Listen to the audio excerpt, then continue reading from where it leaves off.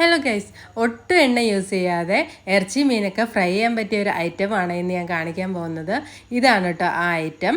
ഇത് air fryer ആണ്. ഇതിനകത്ത് നമുക്ക് ഇപ്പം മീൻ വറുക്കാനും ഇറച്ചി വറുക്കാനൊക്കെ ഒട്ടും എണ്ണയുടെ ആവശ്യമില്ല കേട്ടോ. ഇറച്ചി മീൻ മാത്രമല്ല കേട്ടോ, വേറെ പല ഐറ്റംസും നമുക്ക് ഇതിനകത്ത് ഉണ്ടാക്കിയെടുക്കാനായിട്ട് പറ്റും.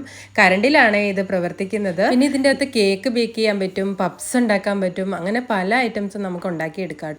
അതും വളരെ ഈസി ആയിട്ട് നമുക്ക് ഉണ്ടാക്കിയെടുക്കാവേ. ഇത് ജസ്റ്റ് ഒന്ന് ഓപ്പറേറ്റ് ചെയ്യാൻ പഠിച്ചാൽ മാത്രം മതി.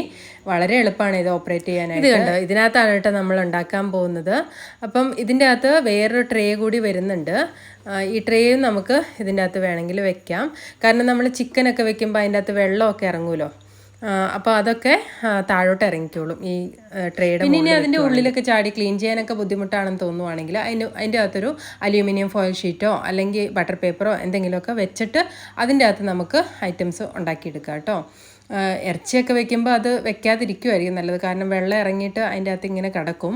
ഇതിനകത്ത് ഡയറക്റ്റ് വെക്കുമായിരിക്കും നല്ലത് ഇറച്ചിയൊക്കെ ഗ്രില്ല്. സത്യം പറഞ്ഞാൽ ഞങ്ങൾ ആദ്യമാണ് ഇത് കാണുന്നതും ഉണ്ടാക്കുന്നതും ഒക്കെ, അതുകൊണ്ട് എങ്ങനെയാണെന്നും കറക്റ്റായിട്ട് അറിയത്തില്ലായിരുന്നു. അപ്പം നമ്മളിതാ ഈ ഫോയിൽ ഷീറ്റ് വെച്ചിട്ടാണ് അതിൻ്റെ മുകളിൽ ചിക്കൻ വെച്ചത്. അപ്പം കുറച്ച് കഴിഞ്ഞപ്പോഴത്തേനും വെള്ളം എല്ലാം ഇങ്ങനെ ഇറങ്ങിയിട്ട് അതിൻ്റെ അകത്ത് കിടപ്പുണ്ടായിരുന്നു.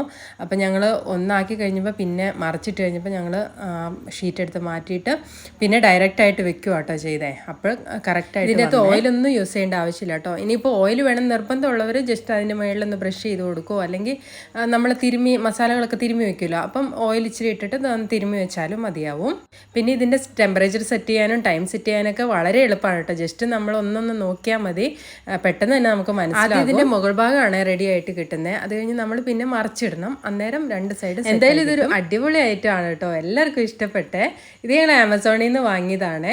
അപ്പോൾ ഇതാ ഒരു സൈഡ് ആയി കഴിഞ്ഞപ്പോൾ ഞങ്ങൾ മറിച്ചിട്ട് കൊടുത്തിട്ടോ. അപ്പോൾ ഇതാ രണ്ട് സൈഡും ഗ്രില്ലായിട്ട് നല്ല അടിപൊളിയായിട്ട് കിട്ടിയിട്ടുണ്ട്. അപ്പോൾ ഇന്നത്തെ ഇവിടെ ഇത്രയേ ഉള്ളൂ. Tata bye bye, see U.